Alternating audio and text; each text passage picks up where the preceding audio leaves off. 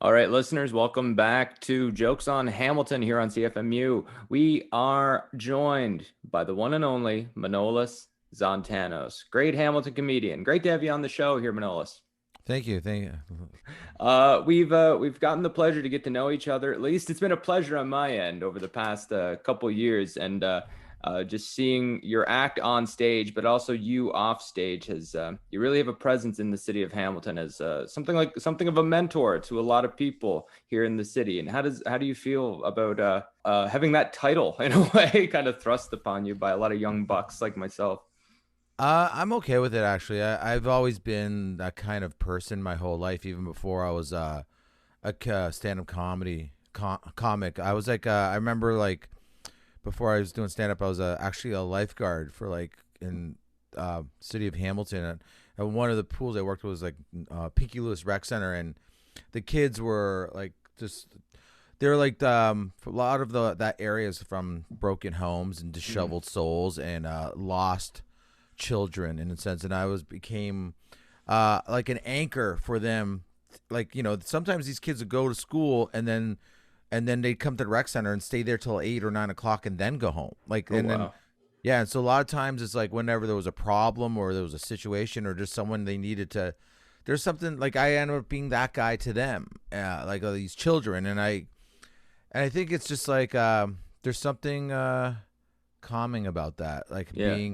being an anchor for people. And then as I stopped that and I became a comedian, I noticed that none of the comedians when I came into the scene, I was like one of the I would say I was the first of the new school of comedians, like one of their old the guard has was changing. It's like it was all everybody was kind of like in the scene was people from that was the 80s boom, and things were going great, and now that there was a decline of of the shows, there was not as many shows and there's more comedians coming in and they were threatened, and so a lot of comedians didn't want to help Mm-hmm. me, or there was a lot of the cool ones did.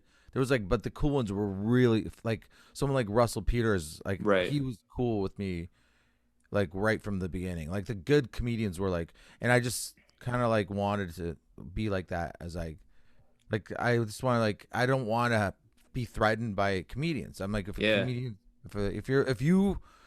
if I feel like if you fucking love this, if the only thing that really matters to me, I need to know, I need to believe that you care about what you're doing. Like you want to be a comedian. But if I think you're someone just wants to be famous, I Right. kind of don't want anything to do with you. So, That's but I legit, like man. it. I like these kids were like disheveled souls, and comedians I feel are also like Yeah.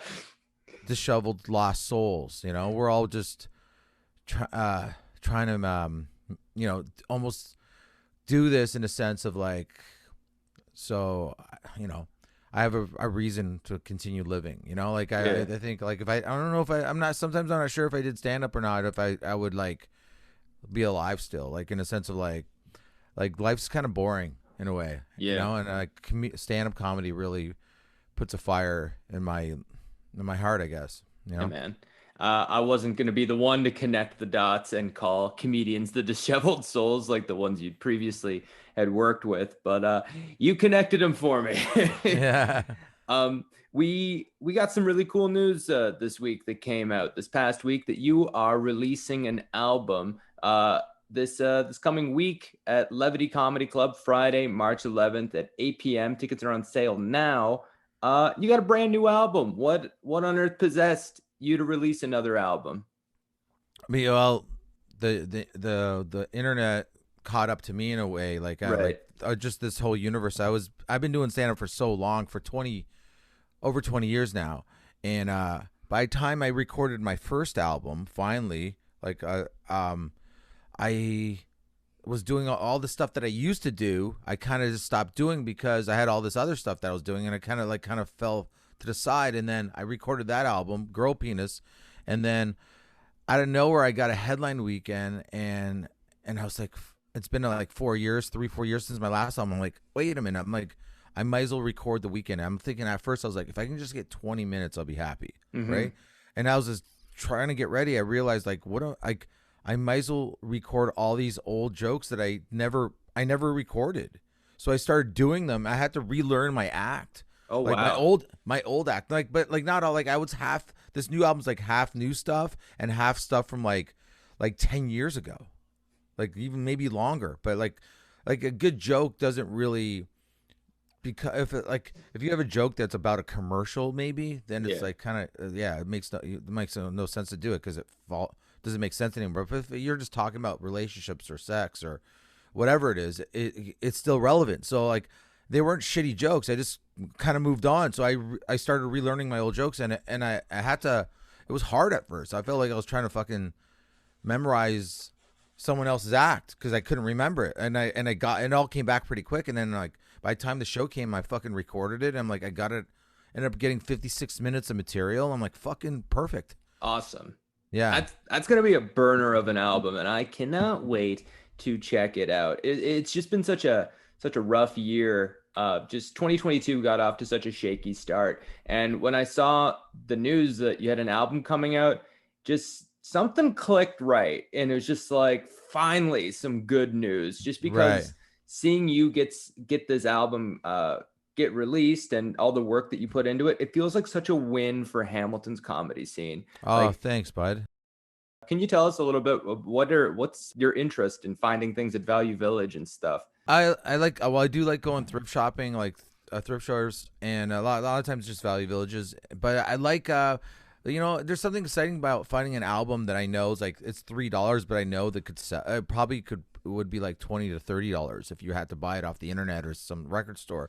And they're like it's art, albums are art, and I like finding old comedy albums or anything that's like a retro, like it's like it makes you think of the past. And Mhm. I just remember hearing this guy, like some fitness guy, talking about like it was about some stuff about working out, but he mentioned on a side note, like apparently, I mean, I never forgot it. Apparently, if you want to put yourself in a good mood, listen to something from from your past, from your when you're growing up, and it puts you in a it puts your brain there, so therefore it just puts you in a natural good mood, like easily. So when you look at all, like, if you grew up as a kid and you're like your favorite movie was like Back to the Future, and there's a Back to the Future poster, and you're like, holy fuck, look, Back to the Future, like you start like it just naturally.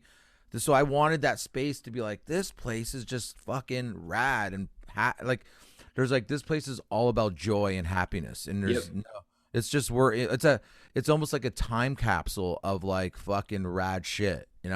And that's what I wanted it to be. And like it's funny because we were talking about the rec center stuff, like that battleship table and the checker table that I actually made those. Oh wow. Like Yeah. you made them like Well, craft. so I crafted, like, the tables were just old shitty tables I found on the street. Actually, Patrick Coppolino was with me. We were just driving. I saw him. I put him in my car, and I just painted them all black. But like I like with the battleship table, I built a wall in the middle of that table, put brackets on it, and I painted it. Like I stenciled all that cool shit, and I put seashells and like I made it look like something that could be on a ship almost, like because it's Cool. battle. And I made that like a board that's like dedicated to battleship, and then I made that board I just glued that checkerboard. But those tables, I actually made those at Pinky Lou's Rec Center first, Hmm. like fucking like 15 years ago.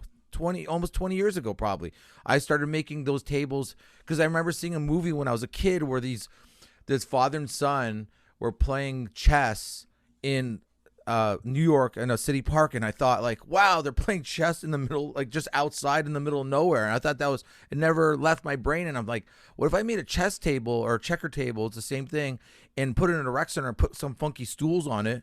I bet you these kids will play. And they started playing. And this is the crazy part: the North End kids, where they're like all coming from like a lot of broken homes. These children started like 10, 11, 12 years old, 7, 8. They all started playing checkers, but there was a couple kids that knew how to play chess, and then those kids started teaching the other kids, and before you know it, there was probably like 20 different sets of kids coming to the rec center after school and playing chess. Huh.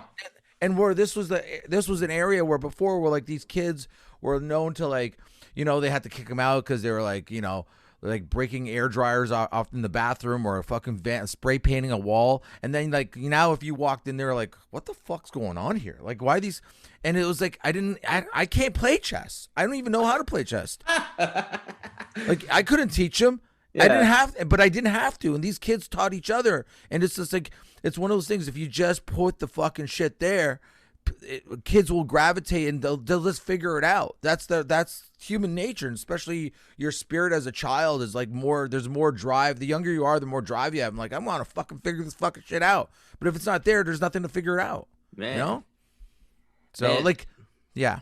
No, I was just gonna say, listeners, you're getting a cool inside scoop of not just Manolis's background, but his mind, man. This is this conversation on this show could have easily just been like a commercial, like a long commercial to sell tickets to get you to come to see a show. But this is what you get, listeners, when you talk to Manolis. You get a real insightful conversation about his experiences and his people and his passion for, I think, connecting with people. Is that fair to say? Yeah. There's one kid I remember, and I used to see him at like bars when he got older. His name was Hal. And he was like a fucking broken soul. And he's living with his mom. He's living with his dad in the North End. His mom threw a beer bottle in his fucking face, and he had a scar underneath his eye from the beer bottle. And anyways, he one day like told me, like, he said, he was fighting with these kids, and they said to him, like, just find someone else to play. And he goes, but that's the thing, I don't have anybody else. And I was like crushed when I heard him say that, because I was just standing there in the front of the, and I'm like, hey, I'll play with you. He's like, what? And then I'm like, what do you want to do? He goes, let's play checkers. So we start playing checkers, right? And so every day we play checkers, and I would share my lunch with this kid. He was like maybe 8 years old, 9. And then all the other kids, they love me. So they saw me becoming friends with Hal, and then they want to become friends with Hal. And then before you know it, he didn't have time to play checkers with me because he had all these new friends, and it worked, you know? Yeah. But like, I saw this kid, man, and it was like one of the saddest moments of my fucking life too. Like, happiest and saddest, because he actually said to me, because I never taught, I was always happy to see him. And then one day I saw him, he was all drunk. He goes, man, oh, fuck, this kills me. He goes, if I didn't know you at that rec center, I think I would have killed myself. He says, and I was like, it's like, because he had such a shitty life, you know, growing up as a kid, and like I was his like anchor of like this one thing that was good in his life, and I was like, oh fuck. Says it makes me so sad when he said that to me, you know. Man, sorry, I'm sorry for getting emotional here. My dad died in the last year, so I'm overly emotional easily now. So like, sad things trigger me like too easy, you know. I'm with you, So, man. Don't. yeah. I'll tell you what my dad said to me years ago. Never apologize for showing your feelings. And my old man was he's still with us. He's getting up there, but he's a biggest man I ever met. He's a big carpenter, big burly man. Like, he's a man who works with his hands. You know what I mean? Right. Not right. like me, who looks like I'm scared if I hurt myself. Like, he's a big dude. But for him to say something so vulnerable like that really stuck with me. And I pay that forward to you Thank you. as you are vulnerable. And I think that's, and listeners, when I say vulnerable, I don't just mean like, oh, he's talking about feelings, but he's open. And that's what you get with Manolis when he's on stage, is he tells these stories, these jokes, but they're coming from a place of true self. He's not trying to be something he's not. And that's truly why and I'm just saying this as I'm like kind of figuring it out myself. Yeah. I think that's kind of the magic of Manolis. And again, I'm not trying to pump your tires or anything here, man. But it's we're lucky to live in a lifetime that has you, and that's thanks, buddy. And I mean that, and I that's probably why I was so pumped, just because when I heard your album was coming out, I was just like, that's such a win. It's such a win. So listeners, I recommend you go check out Manolis' show, Levity, March 11th, 8 p.m. Get his album. I hate ending with like sending people with like capitalism like in their minds after this Beautiful chat. This is the best album I've ever recorded. I was like so happy with this recording. I couldn't believe it went so well. And I Yeah. call it the internet took it because it was like the last joke I did on the album. And it was like a joke about my dad. And that was kind of like the joke, the punchline of the joke. But when I was driving by myself and I was trying to think, what do I call this fucking album? And all of a sudden I'm like, the internet took it. I'm like, what a fucking, it's like all ties together. And it's kind of like, just a little, it's just saying, hey, dad, So like, it's this all really. Sometimes I feel like I'm not even doing anything. I'm just this fucking channel where the universe is like using me to work through. You know what I mean? Like Yeah. I almost feel like I'm not. Everything's aligning so perfectly. Sometimes I think that I'm like, am I even responsible for this, or am I just a fucking channel where the universe uses my fucking brain and my hands and my mouth? You know what I mean? Like I don't get Yeah. it sometimes. It just seems too good to be true. And we're lucky. Mm. We're the lucky ones, like that get to share this journey with you, man. Thanks, bud.